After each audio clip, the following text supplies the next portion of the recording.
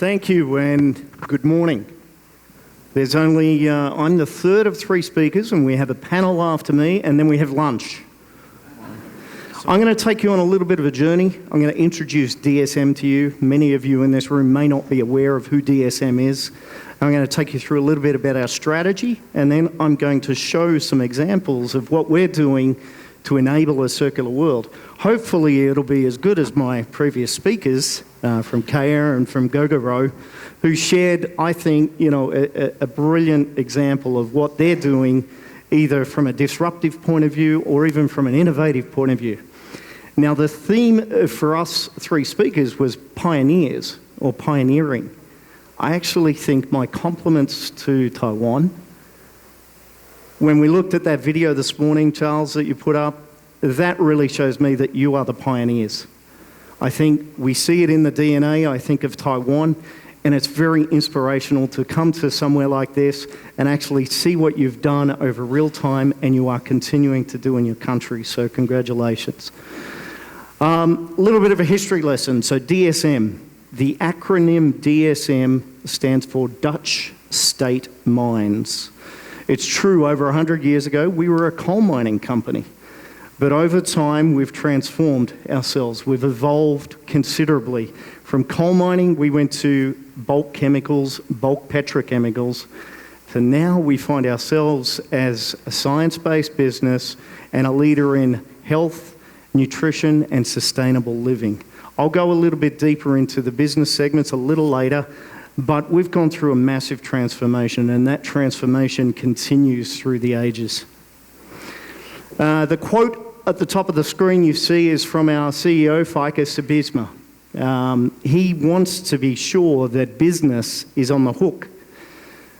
Business has to be responsible for what we do and for how we operate in the world today.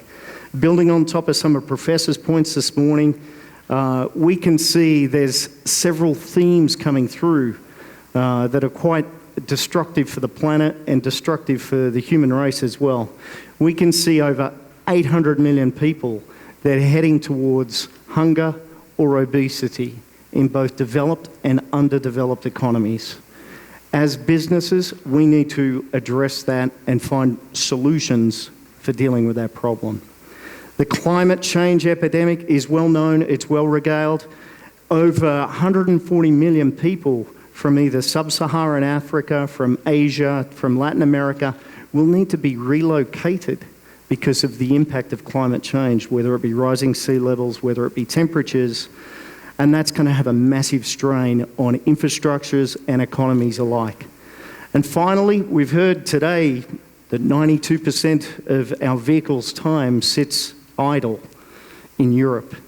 We overuse resources terribly. Resources that we have in the planet today are finite. We need to make sure that we're addressing that resource use effectively, and that's where we start to talk about circular economy, about being responsible and making sure that we're utilising a sharing economy and using and valuing the finite resources that our planet has. The world is changing. No surprise. And so are the rules of doing business. If we go back 10 plus years ago, companies like ourselves were focused purely on the fiscal side. We were focused on financial returns. Now we're at a turning point. In the past 2 years, we've relaunched a strategy, which I'll share with you shortly, where we not only look at the fiscal returns for our shareholders, but we look at how we can do well as a business and as a responsible business as well. Society determines our license to operate as a business. Governments are forcing us to be responsible, to give shareholders effective returns, but also to look after our stakeholders as well. We find millennials who are coming into our businesses today, they are the consumers of the future. We must make sure as businesses that the products and solutions that we provide match with their ethics and match with their values. That's where responsibility really comes home to roost with big business today. This is a snapshot of our strategy, which I mentioned we launched in 2018. If you move across the page from left to right, the left-hand side is primarily our purpose. We're a purpose-led, performance-driven company. Purpose-led on the left-hand side, the performance-driven piece on the right-hand side. The performance-driven piece needs to prevail.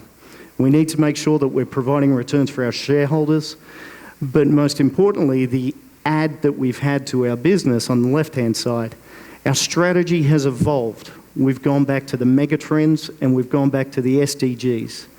We've looked at the SDGs, we've boiled them down, and we've worked out which ones can we as a company focus on the most and the best. Where are our strengths? And how do we turn that into some growth platforms, which you see behind me, nutrition and health, the resources and energy cluster, and sustainable living as well. I'm going to dive down on that and help you walk through our strategy so you can understand a little bit about some of the decisions we're making in our business. Previously, we used to be very much, as many businesses are, product push companies. We make products that we think our consumers want. Sometimes they do, sometimes they don't. That's evolved. Now, as a company, we're making sure that we're providing solutions that our customers need. And again, I'll share some examples on that shortly. Hopefully my arm is long enough. These are our three focus domains that we have. Nutrition, health, climate and energy, and resources and circularity. I mentioned that we didn't pick all 17 sustainable development goals, we picked 5. And these match with our strengths. We can't boil the ocean as businesses. We need to make decisions on what to do and what not to do. So we picked these 5 because these 5 we know as a business, as a corporation, we can actually have an impact and effect on what products and what solutions we can provide not only for our customers but also for society as well. Today, some of our products and solutions are already impacting 2.5 billion people. From the vitamins that we make in our health and nutrition business, from some of the feed enzymes and additives we make for our animal health business, and for some of our material solutions in our industrial cluster, we know we're impacting 2.5 billion lives every day, and that's growing. We've always been a company with ambition. We'll continue to do this. You see behind some of the imperatives and some of the metrics we're focused on, not only for greenhouse gas emissions, renewable energy consumption, but also our safety of our people and our satisfaction of our people. We want to make sure that we've got happy employees, they're safe, they get home to their families every day, but we want to make sure that they've got the purpose, that they feel like they're coming to their workplace and they're doing something good for the planet as well. These metrics, coincidentally, we set them 2 years ago. In some cases, we'll meet these metrics way before 2030. Personally, I'd like to see us make them a lot quicker. So I know that for this generation and for future generations, we're actually doing the right thing for the planet as well. How we achieve our purpose, so three prongs that we've got. So the first one is improve. What we want to do as a company, we need to be able to walk the walk as well as talk the talk. We need to make sure that we're reducing our greenhouse gas emissions. We need to make sure that we're reducing our usage of water in most of our operations. We need to make sure that we are using energy from renewable sources. So we need to make sure that we're accountable as a business. The second prong is enabling our customers. So our customers, just like ourselves, they want to provide eco, renewable and responsible products to the marketplace. We have customers like Schneider Electric, we have customers like Volvo, and customers like Apple, who are absolutely dictating to us that there's only one way to move forward, and it's with an eco-sustainable viewpoint. They only want to buy materials from us that are made from renewable energy sources.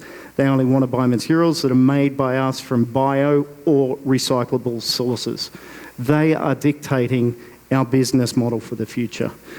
Herein lies the fact that we need to be able to future-proof our business and make sure that we're actually sustainable ourselves and we'll be around for another 100 years. And finally, advocating, which is exactly what I'm doing right now. I'm sharing our story, I'm sharing our message, and hopefully that inspires other businesses, other companies, And we're happy to be collective in terms of collaboration. Charles talked about it. It's essential, not only in the private sector, but also with the government institutions and across the communities. We need to make sure that we're sharing the best ideas to make sure we have the best outcomes. And one of my examples will show that we actually got together with one of our competitors in the marketplace to bring forward a business solution. 5 pillars of circularity that we have in our business that we focus on all through the design process. I'm not going to go through it in detail, but reducing, recover, extending, enable, and replacing. We're taking that in a full circular view. When we look at designing our products, we make sure that they can be assembled sustainably, they can be disassembled sustainably, and they can be taken through to a second lifetime after that as well. Resources and circularity, just a quick dive down into this, one of the SDGs that we've chosen. When you look at our business, we're in quite a diverse range of industries, from human health to animal health to industrial applications and materials. To do that, we need to make sure that we're striking all the chords to be able to address circularity. So reducing food and waste doesn't actually make sense in the industrial space, but it makes sense in our nutrition space. Increasing yields for farmers doesn't make sense in the industrial space or the health space, but it makes sense in our animal health space.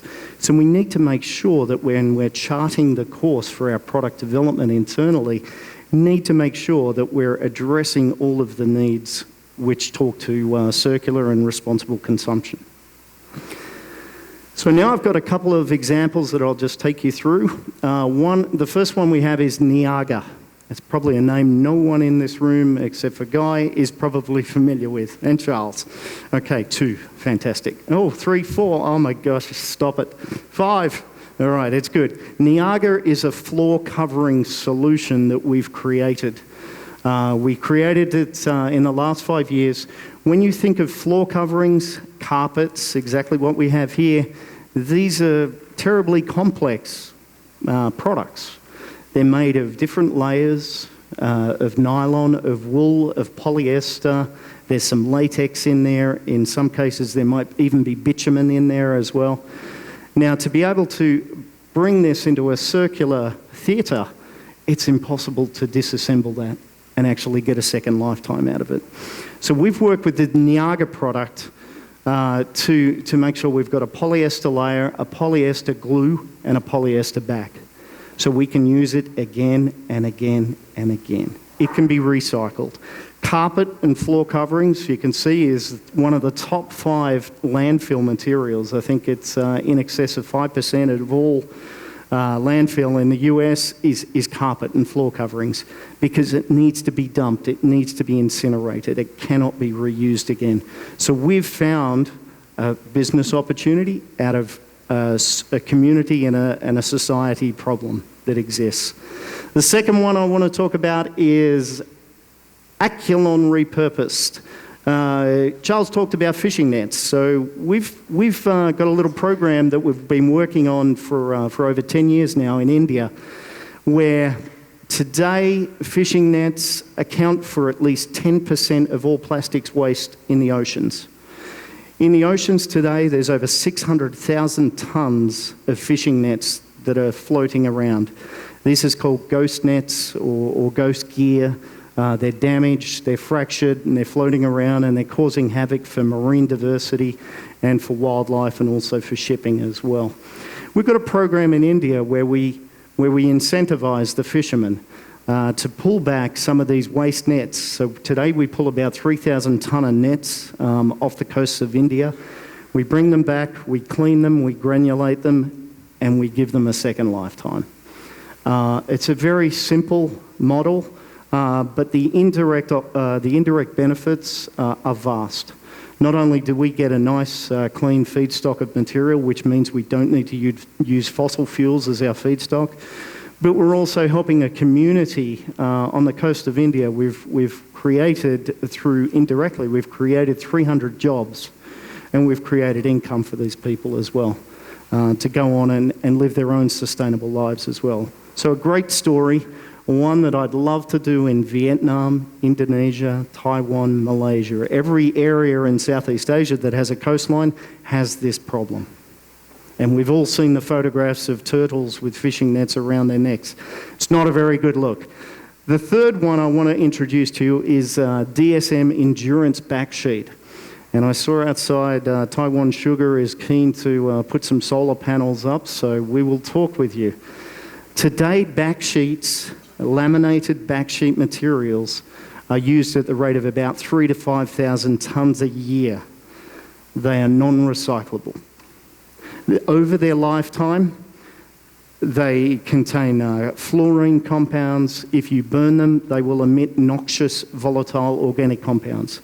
They will emit nasties into the atmosphere, which are not great to breathe in, quite noxious fumes. There is no solution for the current backsheet solution that we have for the solar panels today. So we've created a solution. We've found a material that we've implemented into the application.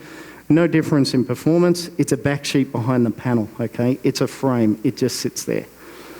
It's recyclable. So the fantastic news is, out of a looming problem when all of these solar panels have to go out of commission, what we've now got is we've got a product which, when it goes out of commission, we can tear it apart very simply because it's not a complex covering like a carpet. We can pull it aside and we can recycle it and give it another life. Another great example of the circular economy being enabled. And the final one is Verimaris. This is from our animal health side of the business. So today, 50% of all fish we eat comes from farmed sources. It does not come out of the sea. Sorry to disappoint you. Now, for that 50% of farmed fish that we use, the farmers and the aquaculture farmers need to use wild fish meal that they catch to be able to replenish, to be able to nourish those fish so they're nice and healthy to put on the dinner plate, or for you to have your omega-3 tablets. Now, we've got together with, like I said, one of our competitors, Evonik. We've got together and we've created a solution of an algae-based material that we can now use as a substitute for the fish meal to feed the fish in the farmed locations. The terrific news is 1 kilogram of algae represents about 60 kilos of wild fish. So we're not overfishing. If we go out into the Taiwan Strait and we throw a fishing line, there's probably not a good chance that we'll get a really nice sized fish. So what we're trying to do is we're trying to replenish the food chain. We're trying to make sure that we reinstate marine biodiversity and we reduce our environmental impact. So again, another story where we're finding a problem and we're coming at it with a business solution, which, yes, it's great, we can make some money out of it. But at the end of the day, this is about our business being very purpose-led and focusing on doing good for the planet as well. These examples I've shared with you, we do get some accolades. This is not why we actually do it. We don't do it to get the nice trophies and photographs on the front page of magazines. We don't do it for that reason. But it's nice to get a bit of recognition, and I think it helps us advocate the story, and I think it helps us share, just like we are today with everyone today. My final slide is that we can't do this alone. We do get in collaborations, as I said, with our competitors, with our customers, with private enterprises, with social enterprises. But my last inspiration is to for everyone to try and get involved, find the collaboration opportunities, find like-minded partners who do want to work with you, who share the same values, who share the same ethics. And I think that's what we need to focus on, not only as business, but also as an industry and in our local environments as well. So with that, I thank you very much for your attention this morning, and we look forward to moving on now with the panel right. Thank you. Thank you too. 谢谢. Thank you, Matt Gray. Thank you.